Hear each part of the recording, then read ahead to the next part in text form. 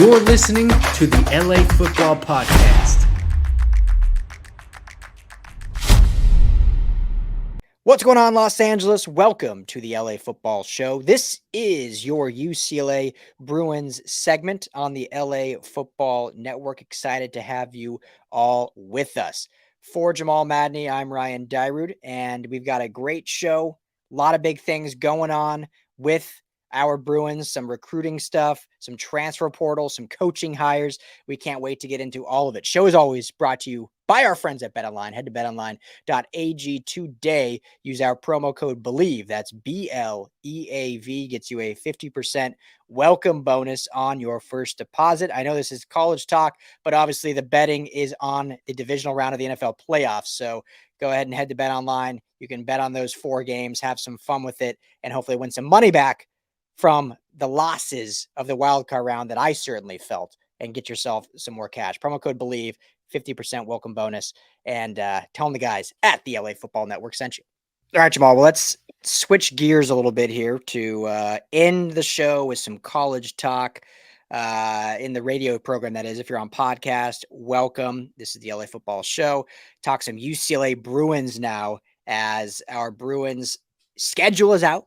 There's been a lot of exciting recruiting news with this team. I mean, this is the most the Bruins Bruins football, that is, has been the talk of the town, and you have the basketball team 5th in the nation. So, I mean, that says something about what this football team is doing, Jamal, what Chip Kelly is building. And I think it's an exciting time to be a Bruins fan. So before we get to the schedule, let's start with that. Let's start with some of these exciting transfer portals.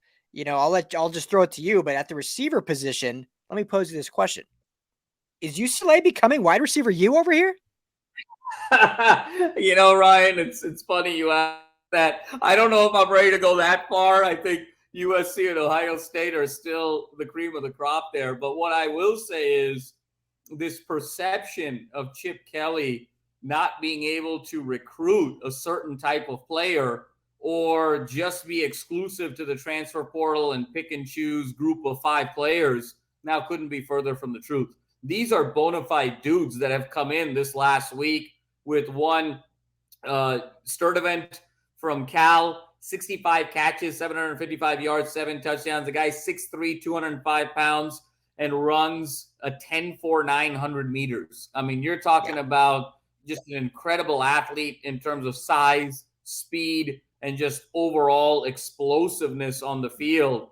And I joke, Ryan, in that, well, if UCLA is forced to pay this ridiculous Berkeley tax as part of the whole region saga, the least Berkeley can do is serve as UCLA's farm system. And that's what's seeming to be happening here between Sturdivant and Oladejo coming in at linebacker, and he makes a huge impact as well. So very exciting there.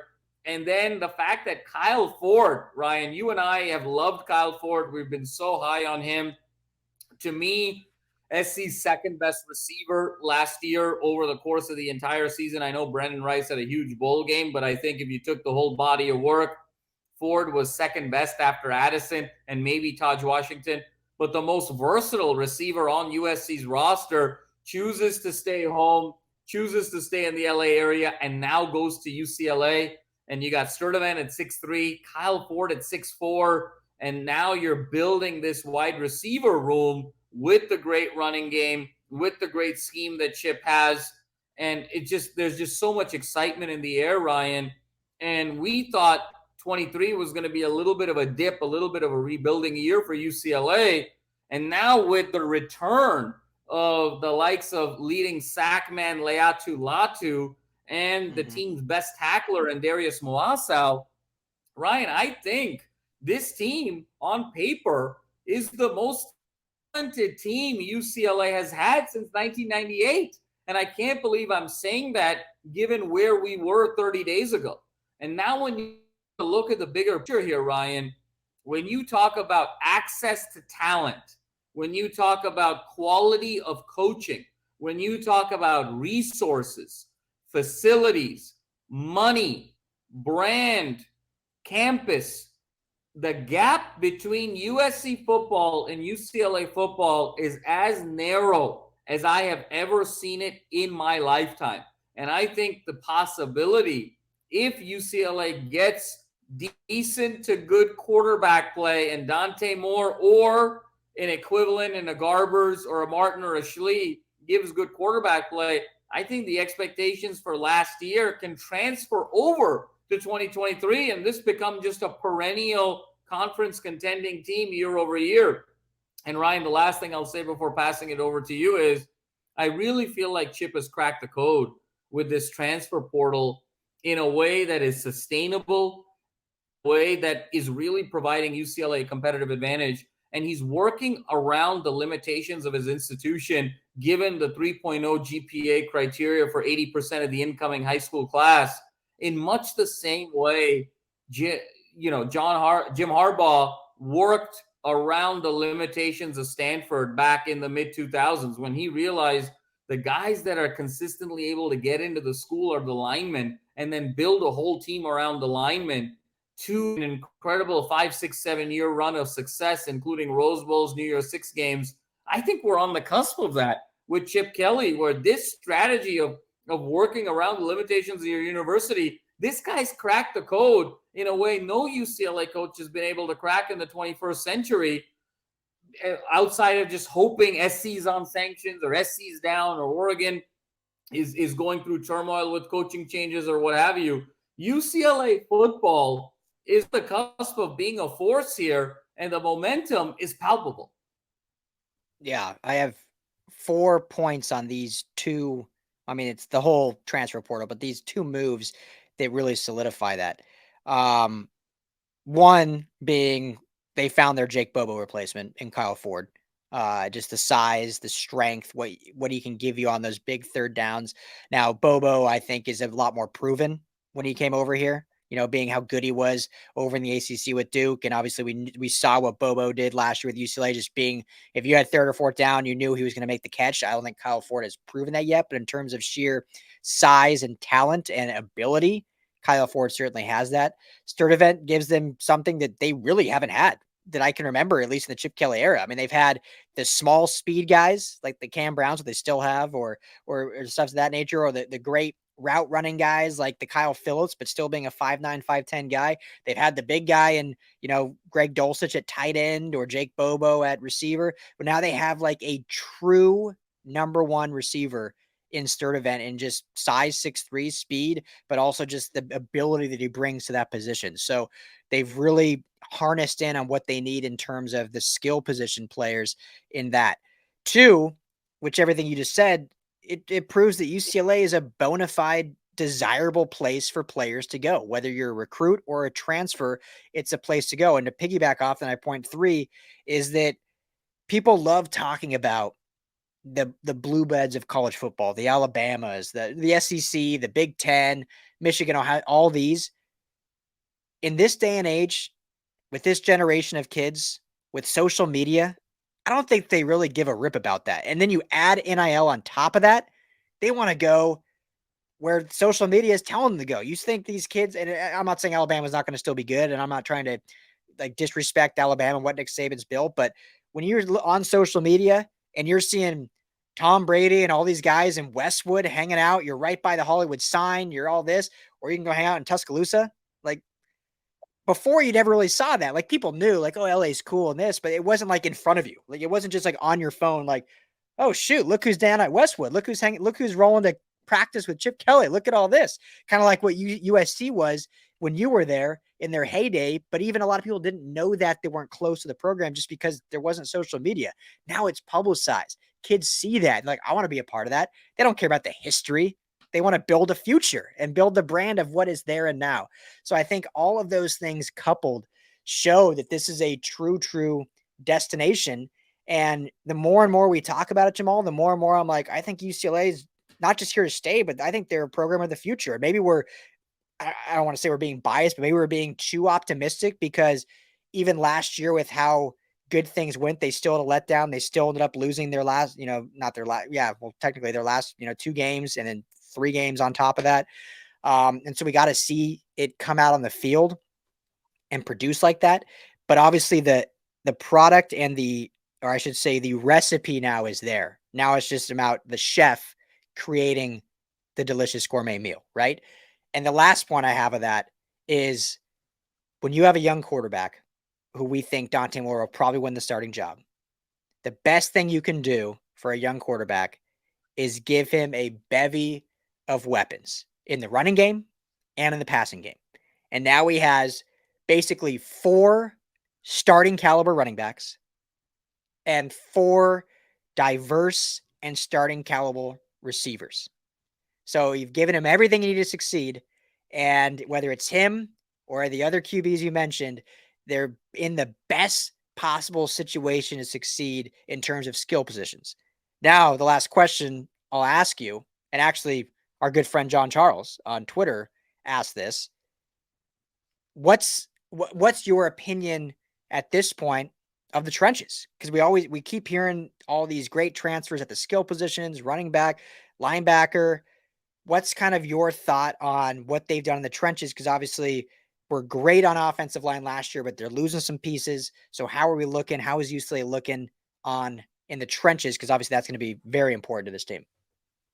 Yeah, Ryan, it's a great question. And I love John, and he's a friend of the network. So thanks for asking that, John. In terms of defense, Ryan, I think that this front seven is very, very talented. I think when you throw in the Murphy twins, now you got Latu Moasau coming back. You throw in a John Vaughns, you throw in an Oladejo, you're able to have so much versatility now with this front seven, where maybe there's only 3 guys with their hands in the dirt, but Latu and is a bona fide pass rusher. Oladejo can rush the passer, and then you've also got guys like John Vaughns who can play that Derwin James role of being kind of a hybrid linebacker, safety, and sliding back to the third level of the defense. So I think one area where I would be looking to beef up a little bit is in the run blocking, the run stopping, having that kind of interior defensive lineman or two to sort of clog up the middle a little bit. But I think in terms of pass rush and ability to cover receivers and tight ends out of the backfield and play coverage, I think this team is very strong in the front seven. On the offensive line of the side of the house, Ryan, I think that's the last piece of the puzzle now for Chip to really beef that up, to feel like this is a truly contending team. Obviously, losing the 3 starters on the offensive line, John Gaines, Raekwon O'Neal, Antonio Mafi, you need the opportunity to replenish there. And he's done some things in the transfer portal in years past. He got the kid from Purdue who, is 30-plus career starts, didn't give up a sack last year. PFF had him as a top 5 offensive line prospect. So him coming in, shores up some holes. But I think the last piece of the puzzle here for Chip is, to John's point, another offensive lineman or 2 and 1 interior defensive lineman to clog up the run. That's where I'm really going to be looking for Chip's focus the next several weeks. Because, again, at the skill positions, they are loaded. But the season is going to be defined by whether or not you can win the line of scrimmage. Can you open up those holes for that great Chip Kelly run game? Can you protect a young quarterback from an experience standpoint? Because regardless of whether it's Dante Moore or Garbers or Schlee, you're talking about guys with very little Division I Power 5 experience. So you're going to need the pass blocking there. So those moves, while in the next few weeks are going to be a little bit more under the radar, they are going to be the moves that are actually going to make or break this season, of saying, hey, is UCLA a 7-win team or are they potentially a 10-win team? And I think that's what's to come here in the next few weeks. Yeah, it'll be fascinating to watch, because I know UCLA fans don't want to hear about USC, but that was USC's biggest question mark last year going into Lincoln Riley's first year, was the trenches, specifically the offensive line. It's like, all right, you got this great young quarterback, you brought in these receivers, but you've essentially done nothing in the offensive line, and they ended up being one of the top units in the Pac-12 and had a phenomenal season. A lot of that was coaching, a lot of that was just guys taking ownership, and so that's what we'll have to see with this, great offensive line coach at UCLA, what they can do with the guys in house, getting the Purdue kid. But also, I agree with you that it would be great to see another 1 or 2 addition to this unit to really compete and add on to that. So before we wrap up, we got like 2 minutes left, but we got to mention there was a coaching hire by UCLA. Yes. Out of Sac State, safeties coach Cody Whitfield becomes the Bruins' new cornerbacks coach. So started his career coaching. He played at Stanford, started his career coaching as a grad assistant at UCLA. So some history with the program. But, you know, it comes from a smaller school, but it's good to see Chip addressing the defense, specifically the secondary, which has been probably the Achilles heel of this defense ever since Chip's been here. So your thoughts on the hire? Yeah, Ryan, had to be done. The secondary play the last couple of years has been absolutely atrocious with just a lack of discipline, gap integrity. It was a little bit better this year from last year, but the overall top-end talent has just not reached its potential. And I like Chip, making this move, but also finding a guy from Sacramento State who is under the radar. You know, Ryan, we talked a little bit about Les Snead in the previous segment and finding some of these under the radar moves. That Sacramento State staff has actually been really exceptional the last few years. Let's not forget the head coach of Sacramento State is the guy who Stanford. And so, you know, picking off of that coaching tree and that staff in particular, again, Chip sort of identifying more with Stanford than USC, truthfully, in how he thinks about the UCLA program. I think this is going to be a really good find. I'm not expecting this to be a revolutionary hire, but again, I think it's moving the secondary in the right direction. I expect to see improvement from that unit. Can't be any worse because, again, at the end of the day, like you said, it's the Dyrud rule for UCLA. 4 to 7 stops, if they can just be a little bit tighter on the back end with their pass rush to be able to rush these incredible quarterbacks in the Pac-12, that is going to be enough to be able to win football games with this dynamic offense. So really like the move. Again, under the radar, but I think it's going to pay dividends in 23. Yeah, excited to see it play off. So that is all the time we have. Thank you all for tuning in. This is the LA Football Show, your UCLA Bruins segment on podcast. We'll see you next week on radio. We'll see you next Friday. Everyone be well. Enjoy your weekend. Talk to y'all soon.